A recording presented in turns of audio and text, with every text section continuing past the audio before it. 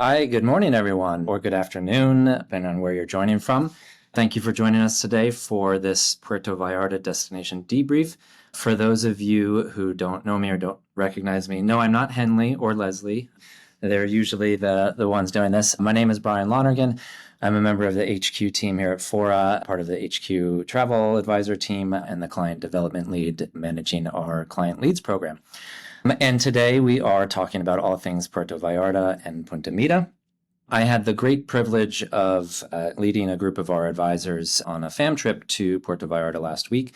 And we stayed at some really great places and saw some other wonderful resorts and had a great trip all around, which we'll be talking all about today.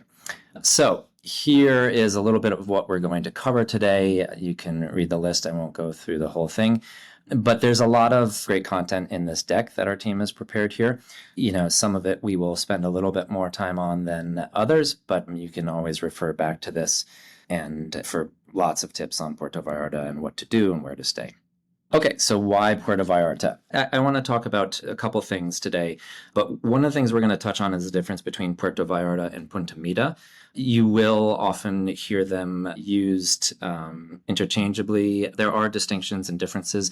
Puerto Vallarta is the main city in this region, and where the airport is, the international airport. And Punta Mita is a gated resort area about an hour north of Puerto Vallarta city.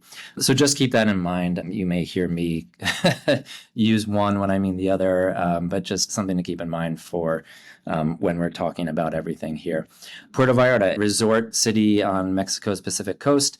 It's been around for a while and is going through some redevelopment now. And there are resorts in Puerto Vallarta proper, in the city itself and not far out of it along the coast, that have been for a while. And there are an increasing number of luxury resorts that are a little bit outside of the city in the main coastal area. And there are more to come in the coming months and years. So you've got city, you've got mountains. It's a really beautiful natural landscape. It's no accident that it did become a resort destination decades ago. And it does have, it has something for everyone. You can book family travelers here. You can book honeymooners. You can book people going on wellness retreats. It really does, depending on the area you go to and the resort you choose, it really does have something for lots of different types of travelers. How long to stay? Obviously, everybody's trip is different. 4 to 5 nights in the area is a great amount. You can park yourself at one resort for the whole time. You can move from one. You can go from the jungle to being right on the beach. We'll talk about more of those options in this deck. And you can stay longer. I'm sure a lot of people go for shorter, 2 or 3 nights popping down from California or over from Texas.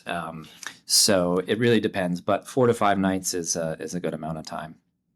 Location and getting there, I mentioned the airport. PVR is the airport code. It's the main international airport for the region here.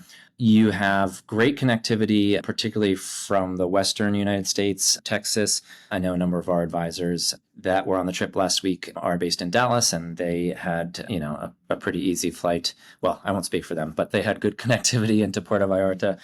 From the East Coast, not as much. You're typically going to be connecting in an airport like Dallas or elsewhere. There are limited nonstops. Somebody mentioned a JetBlue, which is either about to launch or maybe already did. We'll look into that. But just plan if you're coming from the East Coast and clients are going to have a connection. Central and West, and you have a better chance at a nonstop flight into the area. Transportation around the region, you could rent a car. I think, it's easier. A lot of the stays here are resort-based, and it's likely easier just to book a car service transfer through the accommodation. So that's how you're going to be getting from the airport to the various resorts. If you are staying in a couple of areas in central Puerto Vallarta, it is walkable. The Malecon boardwalk area, obviously, you can cover a lot of that on foot. And then if you're getting into tours, whether you're using a DMC or something arranged through the resort, you have boat options and cars to take you to more remote areas if you're doing adventure activities and so forth. When to visit? November to April is the short answer, is the sweet spot for high season, best weather. Also, more people, higher rates. That's always the trade-off. If you go outside of that, you're going to have the inverse. You're going to have fewer people, lower rates, and just a feeling of having things more to yourself. We were there last week. It was pretty hot and humid. The day where we had 3 site inspections and moving from one hotel to the other was a long, very hot day. So just keep that in mind for people traveling in the summer months if you're going there. We have a list of our top hotels in Puerto Vallarta proper here. Top hotels booked by Fora advisors. You can read those, some of the usual suspects and all-inclusives. What's new, reopen, and opening soon? Rosewood Mandarina, and we'll talk a little bit more about the Mandarina complex. Rosewood, when we were at One and Only Mandarina last week, they said December 2024. So we will be following up with them to see if that is indeed the case. But you see it's looking pretty ready, and you see signs up in the Mandarina complex for how to get to Rosewood. You're very much in the jungle there, so you need a lot of signs to get to where you're going. We'll talk about that when we get to Mandarina. And then also the Mila Roca, Belmont. This has been in the works for a while. The latest that I saw is 2027. Again, we're going to follow up with the Belmont team to monitor that. But this will be a really exciting development. Obviously, we love the Belmont brand. We are a Bellini Club partner agency, and they're doing great things with their resort properties around the world. So high expectations for this one when it opens. So Puerto Vallarta 101, this is, we're talking about the first few sections here are central Puerto Vallarta. So the city center, you've got the romantic zone, the marina, El Centro. This is the more highly populated area, very close to the airport. Easy to get around by taxi, by Uber, on foot in some cases. And again, we're talking central Puerto Vallarta here. And then you've got Punta Mita, which is a gated peninsula about an hour outside the city. And you'll also hear Punta de Mita, and this can be a little bit confusing, but Punta de Mita is the larger area neighborhood outside of the gated part of the high-end resorts. But just keep that in mind. You'll hear this term as well. All right, we're going to get into some of the resorts, some of which we stayed at, others of which we had tours of while we were there. One and Only Mandarina is the first one. So Mandarina is a complex. This is going to be about an hour north of PVR Airport. And it's akin to, I would say, like, not in the mangroves and so forth, but if you think of Mayakoba in Riviera Maya, Mandarina is kind of an echo of that on the West Coast, where you have a larger complex or resort area with individual hotels within it. One and Only Mandarina is one of the first and main ones there. It opened, I want to say November, I think was the month in 2020. So it was a COVID opening. And Mandarina is also where you have the Rosewood coming potentially later this year or early next year. You are in the jungle here. It is wild. We were all remarking on our trip about how they spotted this area to build it. I mean, there's a very nice beach there. That's kind of not too hard to pick that spot. But this hotel, this resort, is really an engineering marvel built into the cliffside. Really, the jungle comes all the way down the coast there, right to the beach. And they built this amazing 5-star resort in the middle of that. We had the fortune of staying in some of their treetop accommodations, treetop villas. And these are, again, engineering marvels on huge, huge stilts. I'm sure there's a more technical term for that, built into the cliffside. And you walk out on your deck here, as you can see in this photo, and you are among the treetops with wonderful views of the ocean, a little private plunge pool. Again, how did they do that? I don't know, but it's really amazing. It's a really wonderful accommodation. You are in the jungle. We'll talk about Mandarina versus Susurros, which is another resort we had the good fortune to stay at. And one of the descriptions that we heard on the trip that all of us jotted down was Mandarina is dark and mysterious versus Susurros, which is light and airy. You are very much in the jungle here. I think it's important to note it's a golf cart property, By that, I mean you are WhatsApping or calling your cuate, your villa butler, to come get you and to drive you on a golf cart to get from your villa to the restaurants, to the beach club, to the spa, to the kids club, and so forth. And there are pros and cons to that. But regardless, you are being driven through the jungle when you go anywhere. It's a wild place. Super interesting. Who you should send here, really, it's a great place for couples. It's honeymooners, certainly. Families, I would say families, if the children are a little bit older. There is a kids club, as I mentioned. They do some great activities. I'm just thinking because of the golf cart transfers involved and how vast the property is, you might want to think about if you taking toddlers or infants, strollers, and so forth there. It's certainly doable, but definitely a conversation to have with individual clients about that. And great for a solo traveler too. We talked about that among our group on the trip. And you can see the preferred partnerships that Mandarina is a part of and our perks there. Okay, Susurros, I mentioned this is the light and airy complement to one and only Mandarina's dark and mysterious. Susurros is part of Auberge Resorts. I believe it's less than 2 years old. It's on the coast between the Puerto Vallarta city center and the Punta Mita Peninsula. So brand new development here, really beautiful property. I think a lot of us were really taken by the contemporary Mexican design aesthetics. Just a really beautiful resort. Auberge is hitting it out of the park with a lot of these beach resorts. Think of Eterio and the Riviera Maya, the Hacienda Altagracia, although not beach, but this is very much in keeping with those other new auberge resorts in other locations. And we all, I think, across the board really enjoyed this one. It is right on the beach. It is not a golf cart property, so you can walk out of your villa and walk to the restaurants, the spa, the one of several pools, the kids club, down to the beach. So it's a much smaller footprint and, much more self-contained than Mandarina.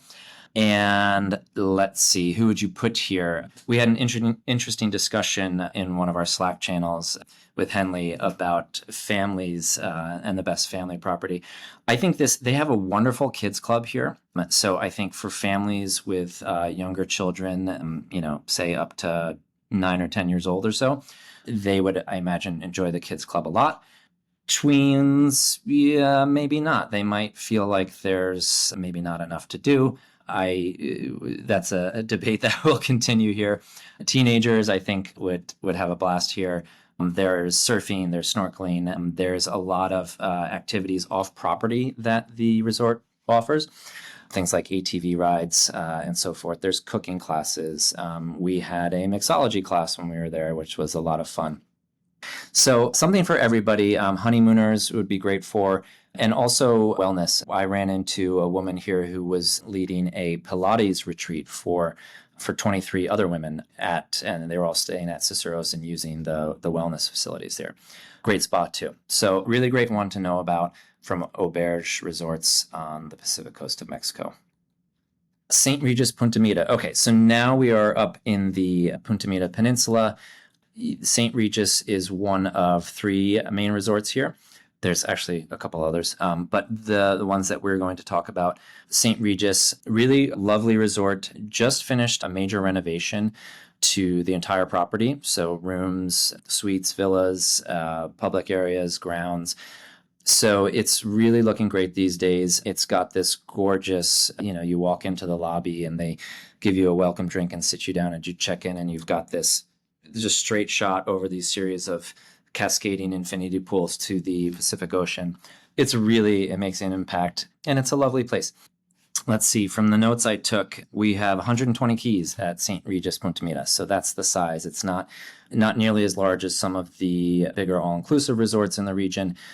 So it's kind of a mid-sized property. Really wonderful service. The team that took us around there was really delightful. Everything you'd expect from the St. Regis brand. If anybody follows the St. Regis cocktails that they have, all of their properties around the world, The Bloody Mary originated at the St. Regis, New York. Theirs is the Mita Mary here. And in one of the restaurants, they've got the display set up and the ingredients and so forth. So just a little bit of trivia in case anybody follows that. Obviously, this is a Marriott Stars property, also part of Virtuoso, and you can see the perks we get there. Four Seasons Punta Mita. Four Seasons Punta Mita celebrating its... Oh, let me go back. St. Regis is celebrating its quinceañera, so 15 years old. As I mentioned, they did the property-wide renovation. Four Seasons Punta Mita celebrating 25 years. So this is, Grand Dame isn't the right word, but one of the original Punta Mita resorts on the peninsula there. They are definitely changing things up at the property here. They've completed a big renovation on the rooms. I took some photos at the restaurant during our tour of all of this contemporary art that they have up.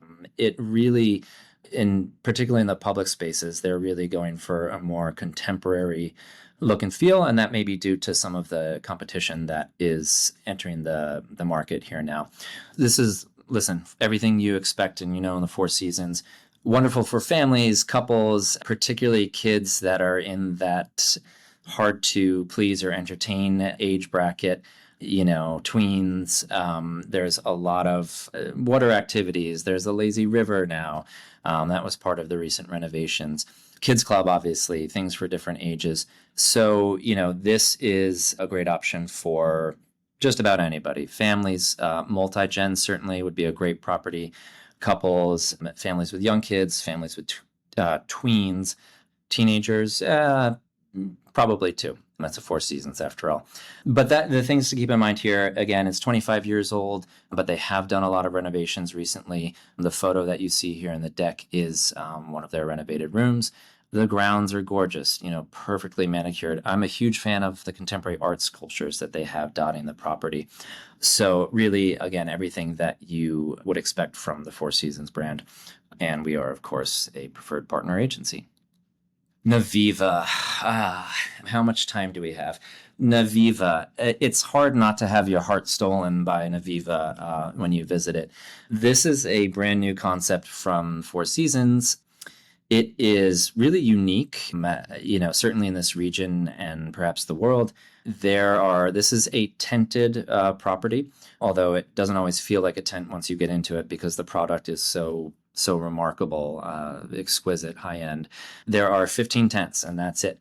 What is distinct about Naviva? Naviva is the concept here is really removing any reminder of the transactional nature of a hotel or resort stay. There's no formal check-in. Guests aren't providing a credit card. They might not even show their passport. You can eat what you want, when you want, where you want. There are no menus. It is really a new concept and is particularly interesting coming from the Four Seasons brand because it is so dramatically different from your typical stay at a Four Seasons resort. So very high end, very exclusive. As I mentioned, there's only 15 accommodations here. It is adults only, so that's important to keep in mind. I believe Liliana, when she did our training on Naviva earlier this week, I believe she confirmed you can have kids if you do a buyout. So that's something to keep in mind. But otherwise, adults only, very private. You're booking people here who have a very healthy budget and who are interested in privacy and exclusivity and not being bothered and not staying at a resort with a lot of people. Huge spa component here. It's really just a completely unique property. I want to take a second. I did this on our Naviva training earlier this week, but just to call out the property management. The general manager of the property here is exceptional. He's one of the best hospitality professionals that I've ever encountered. And he has hired a resort manager named Eduardo, who is equally amazing. And it's not just the two of these guys and Liliana, but really the entire staff that they've hired and are training at the resort. You feel the difference. It is a substantial price tag, but they back it up with the service for sure. It's a really remarkable place. Okay, advisor recommended hotels we love in Puerto Vallarta. Conrad Punta Mita is a great option here. I will let everybody read this on their own. The W is another option, and the Gran Velas Riviera Nayarit. Our group also stayed here at the Gran Velas on our trip. This is a really good property to know about. All-inclusive, family-friendly. It is in just about 20 minutes north of Puerto Vallarta city center and the airport. Part of the Velas group, they also have locations in Cabo, Gran Velas Cabo, Gran Velas Riviera Maya, and this is their Riviera Nayarit property. The property opened, I want to say, 2002, so it's about 22 years old now. They are embarking on a phased renovation of the entire property, so rooms, suites, public spaces. When our group was there, they were renovating one of the restaurants. So that's something to keep in mind for booking it over the next couple of years. But what won't change is the service. Service is absolutely wonderful. And really, the value that you get here as an all-inclusive, it does provide a lot of bang for the buck. Certainly, if you're comparing it on a price basis to some of the other resorts we've talked about. And I think once the room product looks it's aged. It's not tired. It's just the room product, it doesn't look as contemporary as some of the other resorts. But as they go through the renovations here, I think that this is going to be a really exciting one to watch and keep in mind. Again, a really great all-inclusive option to know about in this area. What to do. So for those who aren't just going to swim on the beach or lounge at the pool, although nothing wrong with doing that for your entire stay, we do have activities here. It is a popular whale watching area during the winter season, November to March. Obviously, golf is huge. All of these resorts, there's a big golf component at most of these. The Marietta Islands is a really interesting place. You can do day trips there. Most of the resorts will be able to organize a boat trip, private, shared, small group. So this is a really great activity to do. We talked about the downtown Puerto Vallarta boardwalk already. And we mentioned the church here, the Iglesia de Nuestra Señora de Guadalupe, a landmark in the city. A couple more options here, Archaeological Museum. Again, I'm not going to dwell on this too much, but you can refer back to this deck. Outdoor activities, obviously a lot to do here. You've got, again, the mountains and the jungle meeting the ocean and everything that entails. The Sierra Madre Mountains provide a lot of opportunities for outdoor adventure activities. Sayulita is certainly no secret anymore, but it's a great town to know about, particularly if people are interested in surfing. It's on the coast between... let's make sure I get my geography right, between Punta Mita and the Mandarina complex area, and has become very popular over the past decade or so as a surf destination. And for beginners too, not just experienced surfers, but this is a place where beginners can go and try to get up on the board for the first time. A couple other options here, the Marine Park and the Yalapa Waterfall. Where to eat and drink. A lot of these are going to be mentioned in our definitive guide to Puerto Vallarta as well. I'm not going to go through each and every one here, but know that you can refer back to this. The food is wonderful in this area. Whether you're eating at the resort, obviously, if you're staying at a luxury property, you're going to have wonderful restaurants and F&B options there, as we did on our trip. Also, out and about in town, baseline quality of food is very good here in Puerto Vallarta. All right, these advisor recommendations, food and drink recommendations, I want to call out some of our four advisors who contributed to this, Amy Seamus, Jacqueline de Guzman, and Sofia Foyo Guerra. Thank you for giving us some of your top recommendations here. We really appreciate it. And everybody can have a high degree of confidence in these because they are coming direct from four advisors who really know their stuff. We've got some signature dishes and dress code here. Dress code, you're on the beach. I would say, if you're staying at a resort, they might say, oh, you need, no flip-flops and things like that. But, I think everybody has pretty good common sense here about what to wear and where to wear it. A little bit here about health and safety, local customs, currency. This is interesting, I think worth pointing out that obviously the Mexican peso is the currency. US dollars are accepted in a lot of places. Just FYI, something to keep in mind. Tips for hotel staff, porters, things like that, US dollars, fine. Language and culture. Okay, we've got famous films, TV shows, books set in Puerto Vallarta. Culture events and celebrations. It looks like right out of Coco there. We've got Charo Day. We've got Dia de los Muertos. I want to say we had this experience on our fam trip with an all-female mariachi band. It was really, really wonderful. This was dinner one night during the trip. And they treated us, it was a surprise. We didn't know it was coming. And it was an all-female group, which is very unusual for a mariachi group. And they came out and it was probably 10 musicians. They were absolutely wonderful. If I remember the name, they were, I think it was like Estrellas Americana or something like that. Maybe you can search for them. They were wonderful and they took requests and I asked them to play Un Poco Loco from Coco. And they nailed it. They totally did an amazing job, and it was really remarkable. And if anybody doesn't know Coco, please go watch it immediately. It's a profound movie, and I'm not joking. Day trips. Let's see. Is it Bucerias? 30 minutes by car. Yelapa, the waterfall that we mentioned, about 45 minutes. Sayulita, again, the surf destination. And San Sebastián del Oeste, about an hour and a half. Trips to add on. These are going to be flights, for the most part, with the exception of Tequila at the bottom, which says 4 hours by car. But some regional options to keep in mind if you are, or people want to do a larger Mexico trip, so not just a fly and flop to Puerto Vallarta or Punta Mita. If you want to combine it with some other cultural destinations, obviously San Miguel de Allende, one of the great cities of the world, amazing Spanish colonial architecture, art scene, restaurants, and wonderful hotels too. Mexico City, obviously the capital, a global cultural center in its own right. Restaurants, spas, shopping, museums. The National Museum there is one of the greatest collections, I think, of pre-Columbian art in the world.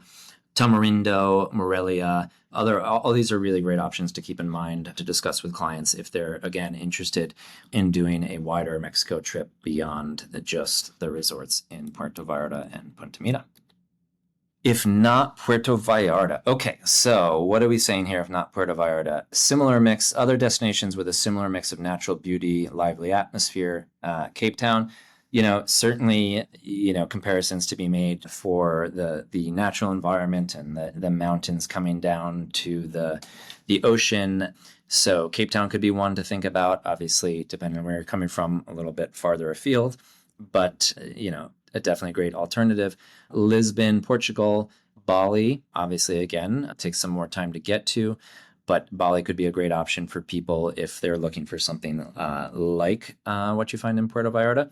Sydney, Australia, Bondi Beach. Yeah. So that could be an option too. Again, depends on where people are coming from, how much time they have to travel, and so forth.